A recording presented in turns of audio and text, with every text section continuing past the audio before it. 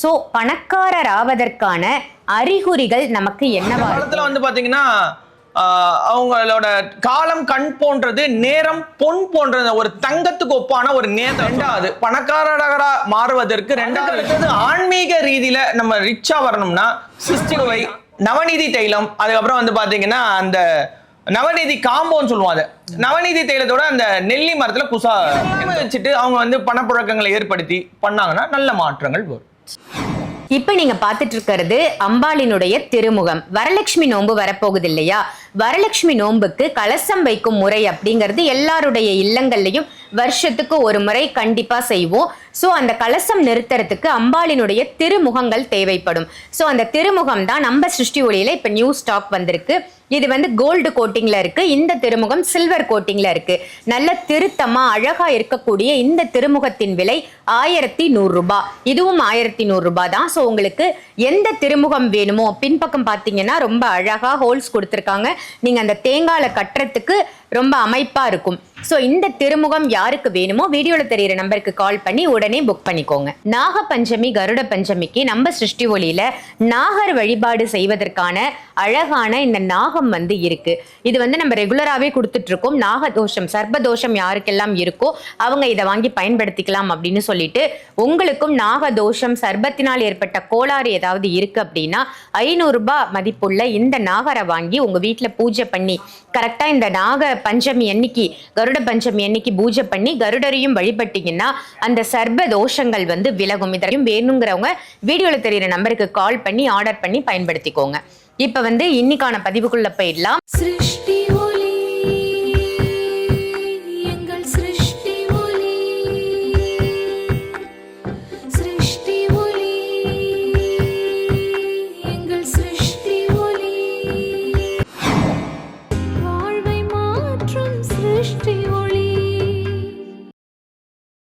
ஒளி சொந்தங்கள் அனைவருக்கும் அன்பான வணக்கங்கள்.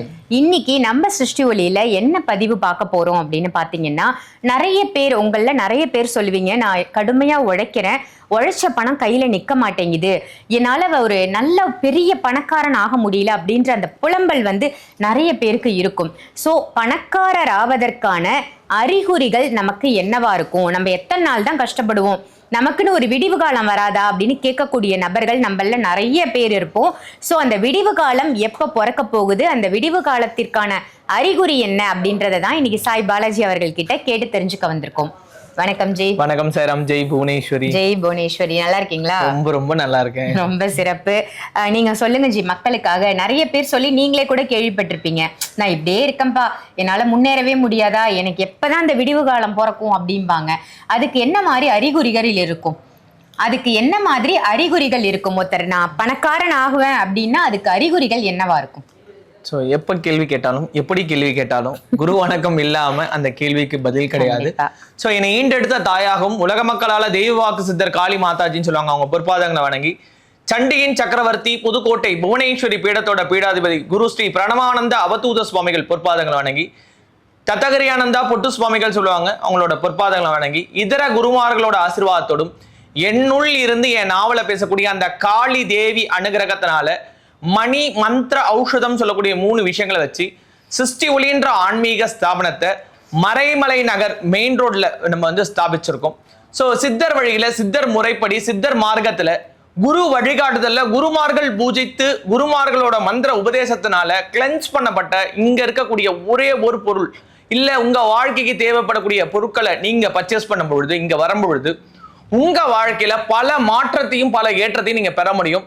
ஸோ இதுல பயனடைஞ்ச சிருஷ்டி ஒளி சொந்தங்கள் அப்படின்னு பார்த்தோம்னா எக்கச்சக்க பேர் ஒவ்வொரு நாளும் நம்ம பார்த்துக்கிட்டு இருக்கோம். ஒவ்வொரு நாளும் பயனடைஞ்சவங்க போட்டுட்டு இருக்கோம். ஆமா, எங்க நேர்ல வந்து அந்த நேரம் இப்ப நாங்க வீடியோ எடுக்கிறோம், அப்ப யாராவது வந்து இந்த மாதிரி சொன்னாங்கன்னா உடனே வாங்க நீங்க பேசிதான் ஆகணும் அப்படின்னு சொல்லி பிடிச்சிருவோம்.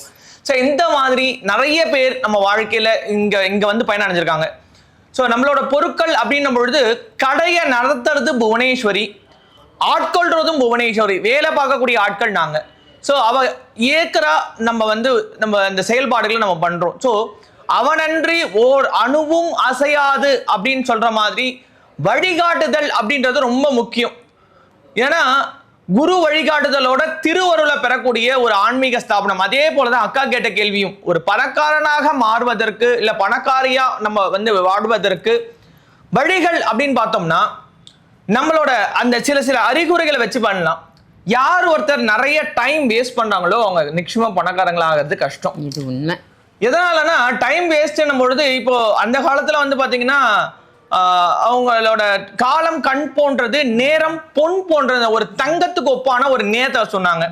அந்த நேரம் போச்சுன்னா வராது. பணத்தை கூட சம்பாதிச்சிடலாம். இழந்த பணத்தை சம்பாதிச்சேன், இழந்த டைமையோ இழந்த நாட்களையும் சம்பாதிக்க முடியாது. நிச்சயமா. எதனாலனா இன்னும் ஒரு நல்ல ரிச்சா இருக்கிறவங்களுக்கு கேளுங்க, நல்ல ரிச்சா இருக்கிறவங்களை கேட்டு பாத்தீங்கன்னா 24 மணி நேரமும் எனக்கு பத்தலங்கன்னு தான் சொல்லுவாங்க. நேரம் பத்தல அப்படின்னு தான் சொல்லுவாங்க. ஏன்னா அவங்க பணம் பத்தலன்னு என்னைக்கே சொன்னதே கிடையாது.